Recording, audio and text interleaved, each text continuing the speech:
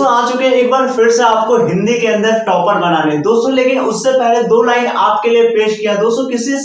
किसी कव्वाली शायर ने अर्ज किया है दोस्तों, जमीन पे बैठ के तू क्यों आसमान देखता है। दोस्तों जमीन पे बैठ के तू क्यों आसमान देखता है, अपने परों को थोड़ा सा खोल, ये जमाना उड़ान देखता है। दोस्तों आज हम आपके लिए लेके आ चुके हैं सिर्फ एक वीडियो। अगर क्लास 12 में फेल नहीं होना चाहते तो दोस्तों 6 नंबर आपका क्रिस्टल क्लियर पक्का कर देंगे दोस्तों, रस, छंद और अलंकार। दोस्तों इस टॉपिक के अंदर आपके 6 नंबर एकदम बिल्कुल पक्के हो जाने वाले हैं, तो वीडियो को देखें एंड तक। और मैं आपसे प्रॉमिस करता हूं कि वीडियो देखने के साथ साथ आपको याद भी हो जाएंगे, बहुत ही मजेदार ट्रिक के साथ याद कराएंगे इन सभी क्वेश्चन को।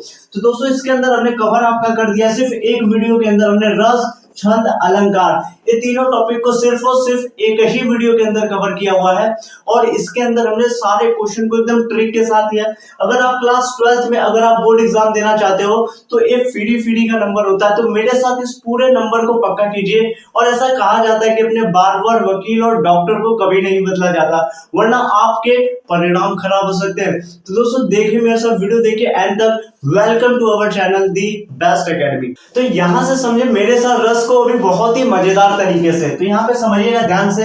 देखिए सबसे पहले हम रस के बारे में समझते हैं। हास्य रस को हमने यहाँ पे कवर किया हो दोस्तों, मोस्ट इंपॉर्टेंट है, कई बार पूछा हुआ आपके बोर्ड एग्जाम में, और इसकी परिभाषा और उदाहरण कई बार आते हैं। और इस बार भी लिख लीजिए 100% है, क्योंकि ये कंफर्म होता है, हर साल आता है, इस साल भी आने की पूरी चांसेस है।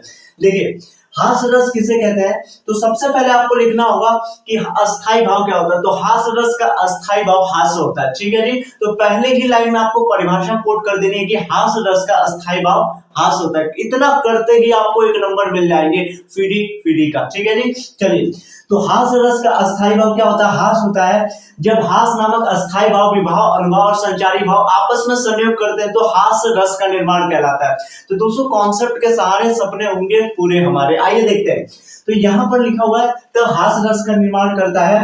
तो यहाँ पे एक उदाहरण भी आपको पेश करना, उदाहरण। तो उदाहरण आपको यहाँ पे देना है।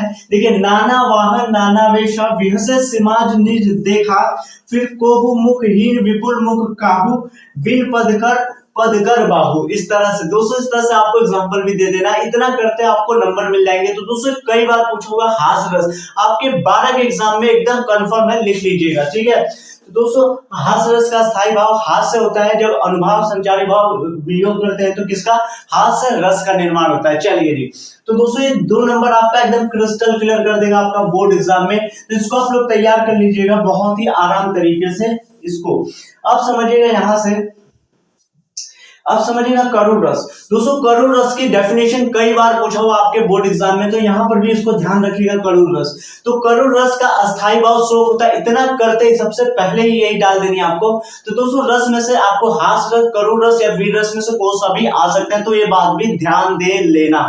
आगे देखते हैं, तो करुण रस का स्थायी भाव क्या होता है, शोक होता है। दोस्तों करुण मतलब वही होता है आपका संवेदना, आपकी वेदना, ठीक है जी। चलिए तो करुण रस का स्थायी भाव शोक होता है जब करुण रस नामक अस्थाई भाव विभाव, अनुभव और संचारी भाव आपस में संयोग करता है तो करुण रस का निर्माण कहलाता है, ठीक है जी। तो इस तरह से आपको लिख देना है इसके अंदर से, ठीक है। तो दोस्तों इसका एग्जाम्पल आपको उदाहरण भी इसका पेश करना होगा, क्योंकि एग्जाम्पल इज मोस्ट इंपॉर्टेंट, ठीक है। चलिए तो यहाँ पे एग्जाम्पल आपको पेश करना है। करुण का मतलब ही होता है, करुण रस का मतलब होता है आपकी वेदना, आपकी संवेदना, ठीक है जी। चलिए लिखा हुआ है क्यों छलक रहा दुख मेरा उषा के मृत्यु पलकों में। क्या लिखा हुआ है, क्यों छलक रहा दुख मेरा उषा के मृत्यु पलकों में, हाँ उलझ रहा सुख मेरा संध्या के घन अलकों में। तो दोस्तों बहुत ही मोस्ट इंपॉर्टेंट क्वेश्चन है, एक कई बार पूछा हुआ बोर्ड एग्जाम में क्लास 12 में, तो इसको भी आप लोग तैयार कर लीजिएगा, ठीक है। तो दोस्तों करुण रस का स्थायी भाव क्या होता है, शोक होता है, आपकी वेदना, संवेदना। अब यहाँ पे समझिएगा दोस्तों चौपाई, तो चौपाई इसके अंदर भी देखिए रस हमने आपको बता दिया था छंदस, और इसके अंदर क्या हमने बताया आपको, रस का करुण रस, और इससे पहले हास्य रस। दोस्तों एक वीर रस भी पूछा जाता है, लेकिन इंपॉर्टेंट नहीं है, लेकिन फिर भी सुन लो, ठीक है। तो दोस्तों वीर रस का स्थायी भाव उत्साह होता है जब उत्साह नामक स्थायी भाव विभाव, अनुभव, संचारी भाव संयोग करते हैं तो वीर रस का निर्माण होता है, ठीक है। इसका एग्जांपल आप पेश कर सकते हो कि खूब लड़ी मर्दानी वो तो झांसी वाली रानी थी, ठीक है जी। तो इस तरह से अभी आप इसका बना सकते हो, बना के लिख सकते हो, बना कर लिख सकते हो, और पूरे नंबर फीडी में आपको मिल जाएंगे, ठीक है। आगे बढ़ते हैं। तो करुण रस का आपने देख लिया। दोस्तों अब इंपॉर्टेंट है आपका छंद। दोस्तों छंद भी आपके आते हैं 2 नंबर का, क्या गिना जाता है क्या होता है नहीं समझ में आता, दोस्तों ए टू बने रहे वीडियो तक।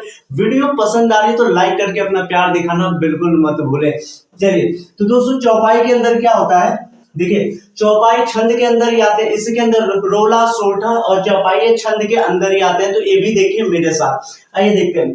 दोस्तों चौपाई सममात्रिक छंद होता है, क्या लिखा हुआ है, चौपाई क्या होता है, सममात्रिक छंद। सम मतलब होता है बराबर, मात्रा मतलब होता है मात्रा। तो ऐसा छंद जिसके अंदर बराबर मात्रा होती है उसे क्या कहते हैं, सममात्रिक छंद। इनमें 4 चरण होते हैं और प्रत्येक चरण में कितनी मात्राएं होती है, 16 मात्रा होती है। अभी काउंट करके बताऊंगा, काउंट करना एग्जाम में आपको भी, ठीक है।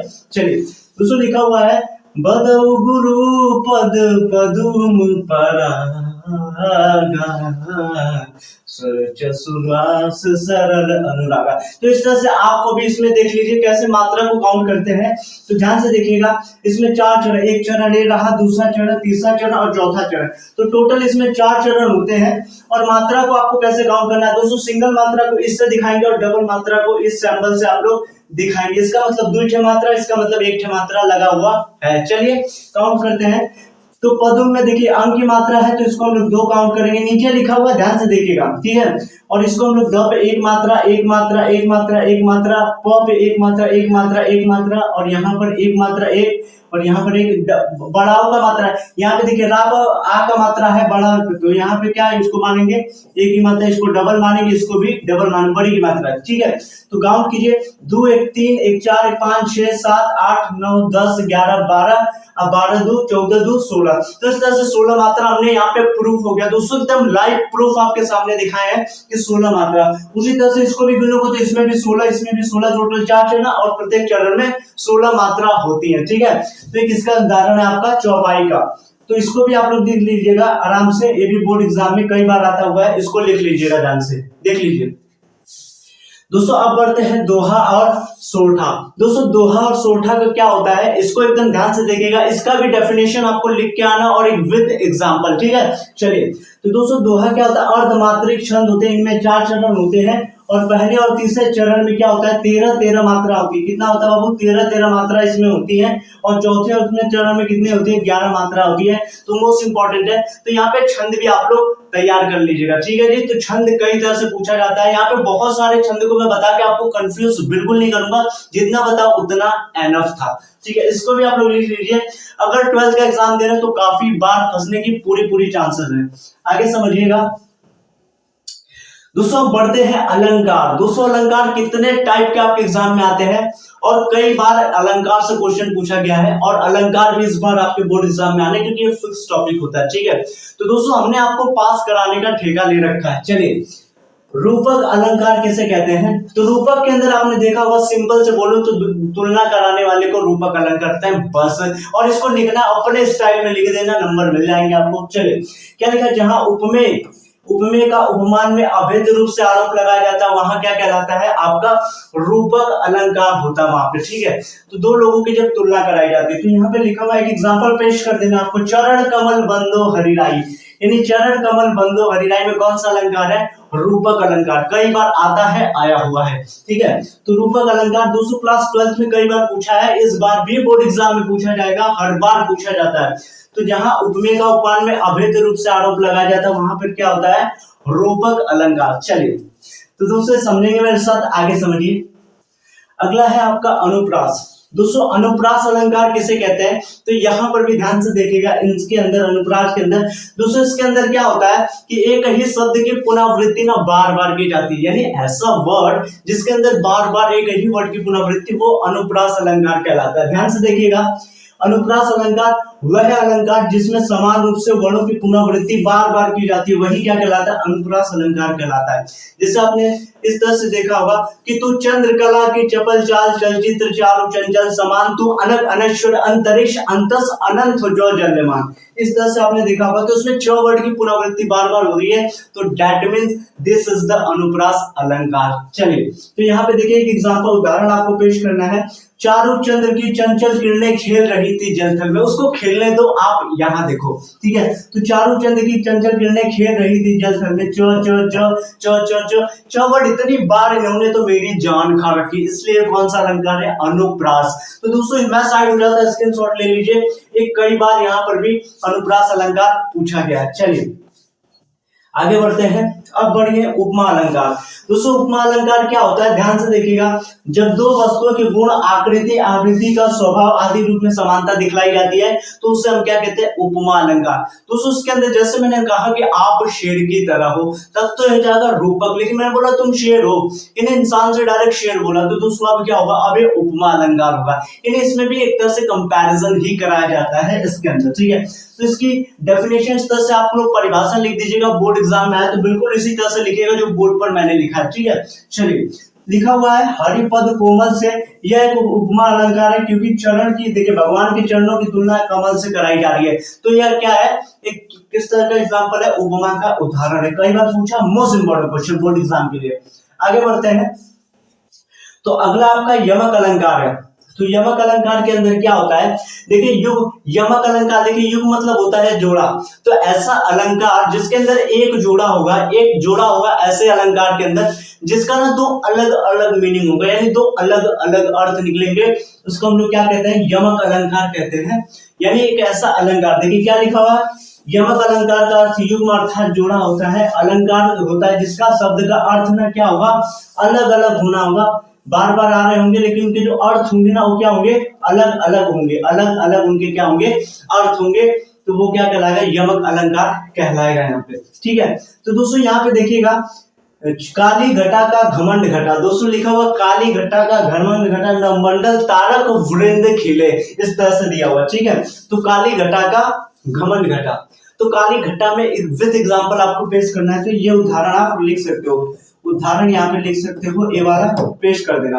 तो दोस्तों काली घटा, घटा वर्ड यहाँ पे दो बार रिपीट किया हुआ, तो एक घटा का मतलब होता है आपका बादल। तो दोस्तों काले काले बादल, और घटा का मतलब होता है कम हो जाना, लेस हो जाना किसी चीज का, ठीक है। तो बादल का घमंड क्या हो गया, कम हो गया है। तो यहाँ पे घटा वर्ड का एक का बादल, एक का कम हो जाना होता है, ठीक है। तो काली घटा का घमंड घटा, तो इसके अंदर कौन सा अलंकार है, यमक अलंकार, यहाँ पर भी आपको दिखाया गया। तो दोस्तों कई बार मोस्ट इंपॉर्टेंट क्वेश्चन है। तो दोस्तों मेरा अल्टीमेट टारगेट यही था कि आपको इस वीडियो के अंदर छंद प्रोवाइड कर दूं, अलंकार प्रोवाइड कर दूं, और इसके अंदर रस, छंद, अलंकार, तीनों टॉपिक्स को हमने एक ही वीडियो के अंदर कवर किया। दोस्तों वीडियो कैसी लगी अपना फीडबैक जरूर देना है। और वीडियो के लास्ट में हमने आपके लिए यहाँ पे कुछ हमने बता रखा था आपको। तो दोस्तों हमने, ये हमारी टीम की तरफ से एक छोटी सी कोशिश थी आपको अलंकार, रस, छंद में महारत बनाने की। दोस्तों वीडियो के अंदर काफी ज्यादा डिटेल में हमने क्वेश्चन को करा, हम चाहते तो ठीक तरह से ना करा, लेकिन हम चाहते हैं कि हम अपना बेस्ट दें ताकि आपको एक क्वालिटी एजुकेशन प्रोवाइड कर सके। तो दोस्तों इस वीडियो में हमने बहुत सारी चीजों को एक ही वीडियो के अंदर कवर किया है।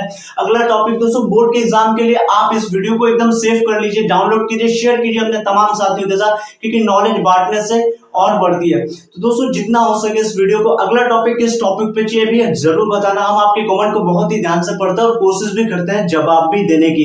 तो दोस्तों जितना हो सके शेयर मारिए इस वीडियो को, फेसबुक पे, व्हाट्सएप पे, यूट्यूब पे। मिलते हैं अगले वीडियो में नेक्स्ट क्लास के साथ, तब तक के लिए धन्यवाद।